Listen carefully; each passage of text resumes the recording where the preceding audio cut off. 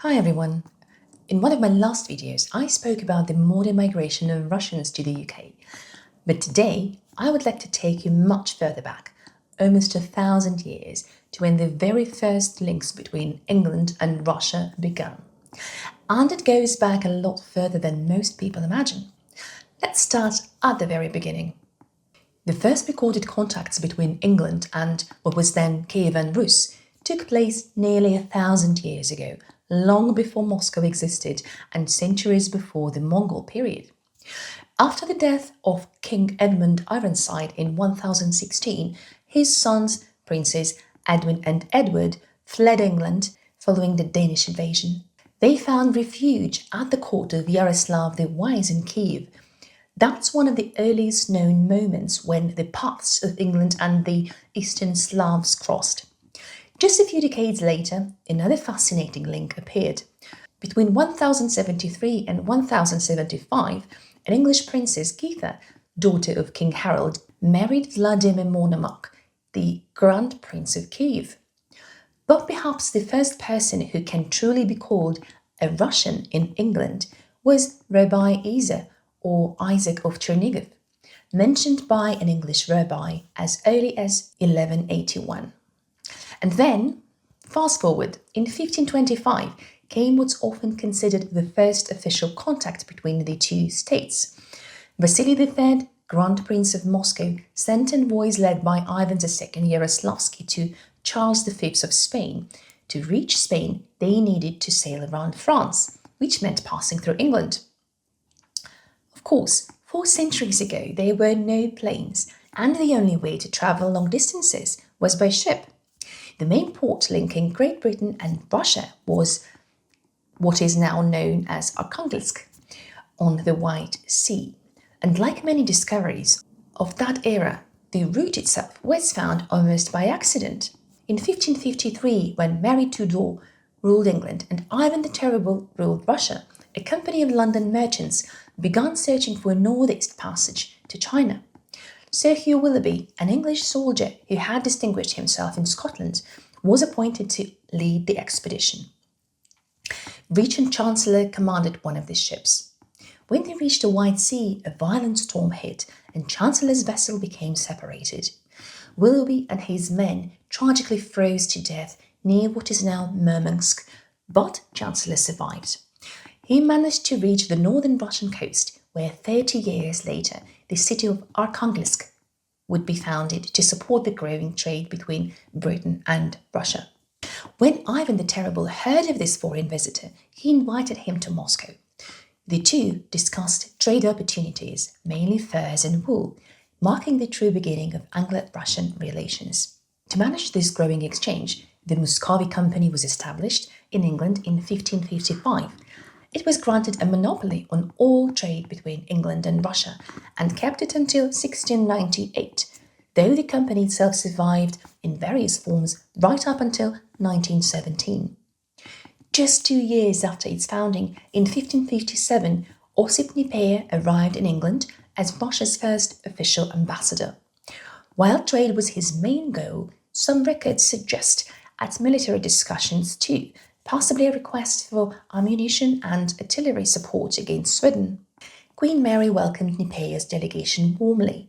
Russian merchants were allowed to trade duty-free, set up houses, warehouses, and offices, and the two countries agreed to explore a trade treaty. Alongside Nipeir, English merchant Anthony Jenkinson, doctors and craftsmen travelled to Russia, one of the earliest real cultural exchanges between the nations. Travelling between the two countries in those days wasn't easy. The sea journey from Arkhangelsk to England took just over a month, surprisingly quick for the 16th century. We actually have detailed notes from another ambassador, Fyodor Pisimsky, who travelled in 1582 with Neodacha Kovralov. They sailed on an English ship from Kolmogorye in the Arkhangelsk region on 21st of August, arriving in Scarborough on the east coast of England on 25th of September. Bad weather forced them to stop there. With a translator, they continued on horseback to Hull, then to York, Nottingham, St Albans and Tottenham, stopping in many places before finally reaching London and securing an audience with Queen Elizabeth I. Pisemsky and Kovrelov spent almost a year in England, attending several royal audiences and delivering messages from Ivan the Terrible himself. One of those messages was rather personal. Despite being already married again, Ivan asked for permission to marry Elizabeth's distant relative, Mary Hastings. He requested a portrait of her, and the Queen hesitated, saying her niece was still recovering from smallpox and her face was marked. But eventually, she agreed to show Mary to Pisemsky in person and allow the portrait to be painted. Pisemsky took the painting back to Russia on 5th of August, 1583. However, the wedding never happened. Ivan the Terrible died in 1584. Still, the entire episode became the foundation for a new chapter of trade and diplomatic relations between the two nations. Trade soon flourished. By the 1580s, English merchants had established posts in Vologda, Moscow, Yaroslavl, and Kolmogorye.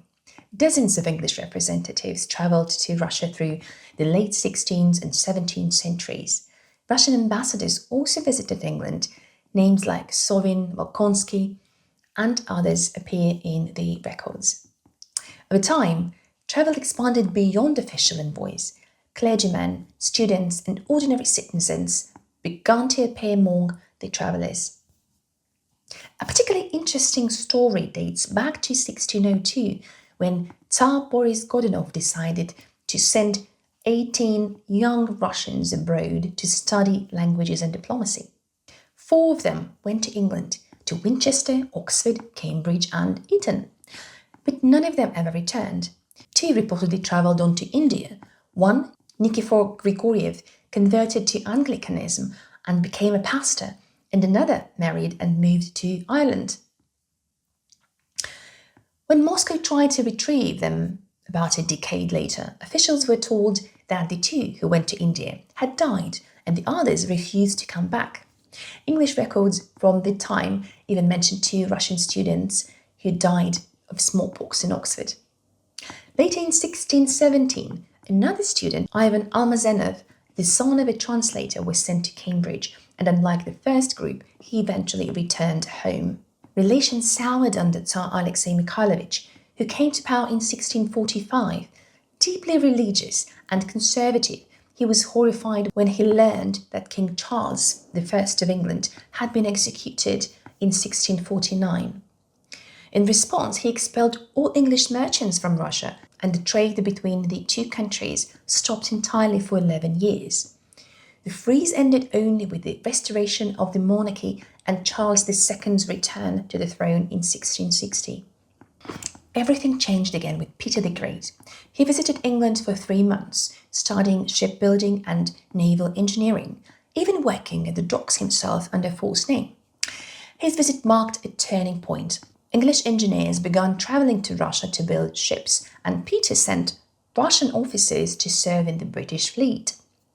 A statue of Peter now stands in Greenwich, unveiled in 2000 to mark his historic stay. And in the city of London, there is still a Muscovy Street, a quiet reminder of this early relationship. From the 1720s onward, Peter invited more British engineers to St. Petersburg, and what followed was 2 centuries of lively Anglo-Russian exchange. From the 1730s right up until 1921, through what became known as the Anglo-Russian Mercantile Society. Alongside England, Scotland developed its own ties with Russia. The first Russian ambassador, Nepeia, actually met the Scots when his ship wrecked off their coast. He was rescued and safely sent on to England. By the beginning of 17th century, thousands of Scots were moving east. It's estimated that around 100,000 Scots went to Russia during the 17th century, serving as soldiers, engineers, and administrators. One of Russia's greatest poets, Mikhail Lermontov, had Scottish roots. His ancestor, George Lermont, came to Russia to serve Tsar Mikhail Romanov. The movement in the opposite direction was tiny by comparison. Until the 1890s, very few Russians lived in Scotland. After 1891, immigration from Europe rose sharply, and by 1914 there were around 25,000 Europeans living in Scotland, most from Eastern Europe, including Russia and Poland. Most of these migrants were men, at a ratio of about 1.7 men to every woman, and they tended to settle near industrial ports in the west of Scotland where their skills were needed. Over time, trade and migration created real cultural echoes. Both Russia and Scotland share the same patron saint, St. Andrew. In Leith, Scotland's busiest port at the time, one church even had its ceiling painted in Russian style. And in the Shetland Museum, even now you can still find artifacts from Russia and Ukraine, mainly pottery and crockery, as well as wooden house model almost identical to those still found in Russian villages up to the late 20th century. In the 18th century, Catherine the Great sought to strengthen Russia's economy by borrowing British agricultural expertise. In 1765, the Free Economic Society was founded in Russia, and one of its goals was to promote modern farming. The British traveller William Cox wrote that Catherine had started sending young Russians to England to study agriculture. Among them was Andrei Samborsky, the son of a Ukrainian priest. After finishing the Kiev Theological Academy in 1765, he was sent to England along with other students such as Smirnov. In 1768, Samborsky married an Englishwoman named Elizabeth, who converted to Orthodoxy for him. The group immersed themselves in agricultural studies, and Samborsky wrote to Catherine asking her to send more students. Eventually, 3 more, Luka Sirikachov, Livanov, and Flavitsky, joined, later followed by Ivan Komov and Yevstafi Zveraka, each receiving a salary of £100 a year. Zveraka, originally a doctor, later studied medicine in Edinburgh. Komov became an outstanding agronomist and impressed British experts so much that he was made an honorary member of the Bath Society. When the students returned to Russia, Samborsky asked Catherine for barren land to experiment with fertilization and create an imperial model farm. It's unclear whether she granted it. Some records say she did, others that she didn't. Only Livanov succeeded in founding an agricultural school using English methods in Bogoyablinsk in 1790. But after just 5 years, poor climate conditions forced him to abandon it. Other students continued to travel to England to develop agricultural skills and study the sciences. In 1798, Paul I approved the formation of what was called the Expedition of State Economy, Guardianship of Foreigners and Rural Household Management. This initiative, supervised by Prince Kurakin, included Andrei Samborsky among its members, and his long-held dream of establishing an agricultural school finally came true when a school was founded in Charlevoix, funded for 53 students. There were also Russian students studying at Oxford and Cambridge during this time, most of whom returned to Russia after completing their education. Among them were Lunievsky and Ivan Michurin, the famous agrarian scientist, who spent an extraordinary 13 years in England, deepening their expertise in modern agricultural methods.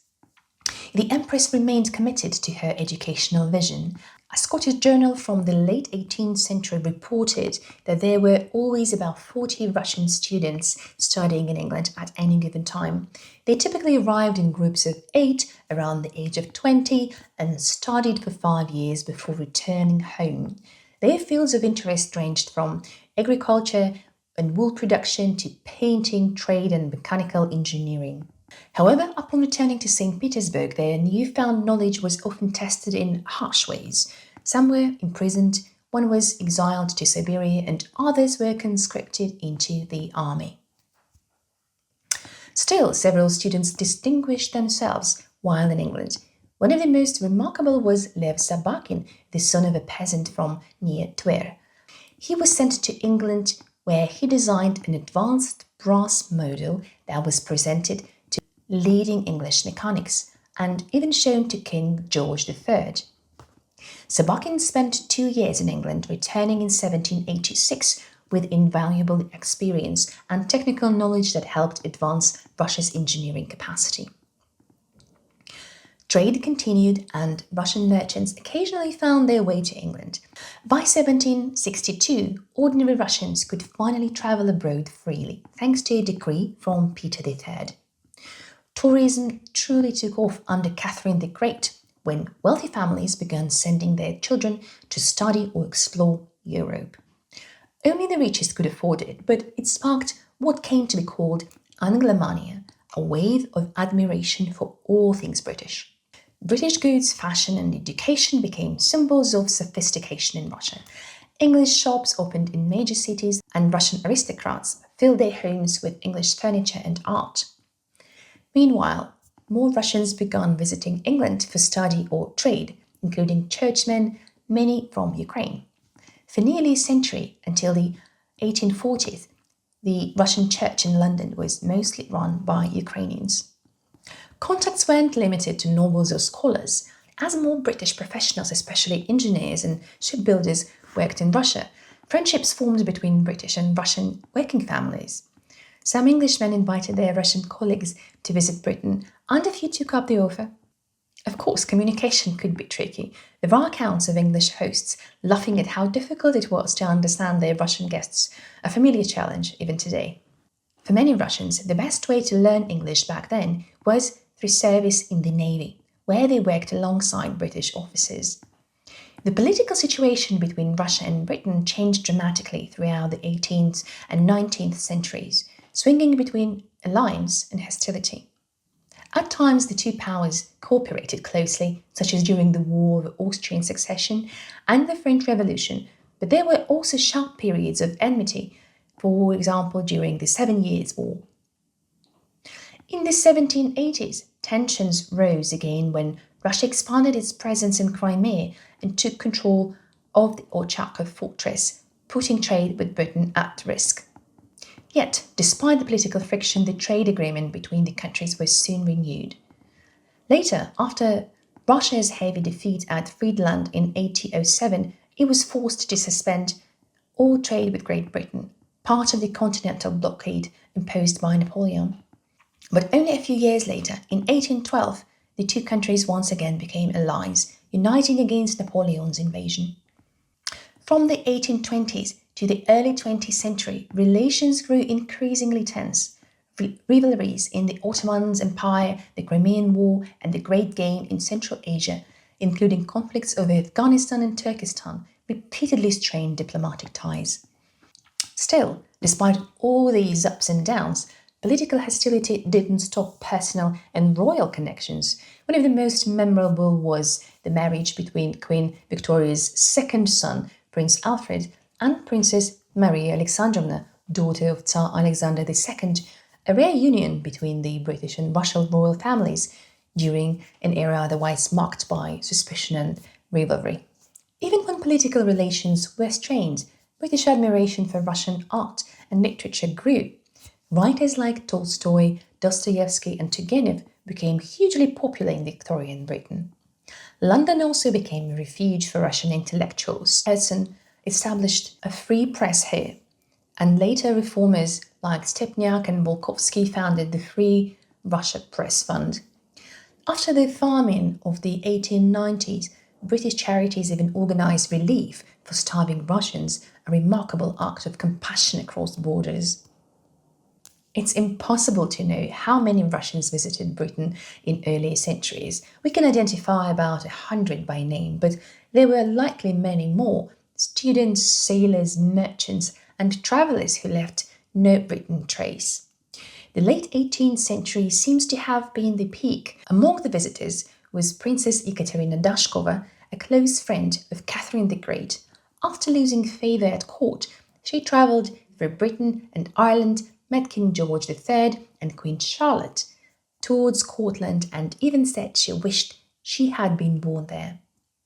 She returned to Russia in 1782, but her travel notes capture a genuine affection for Britain, its landscape, people, and its culture. And that's where we'll end today's story. From royal marriages and shipwrecked envoys to lost students and ambitious agronomists, the story of Russians in Britain spans nearly a millennium. Thank you for watching. If you found this journey through history as fascinating as I did, I'd love to hear your thoughts in the comments.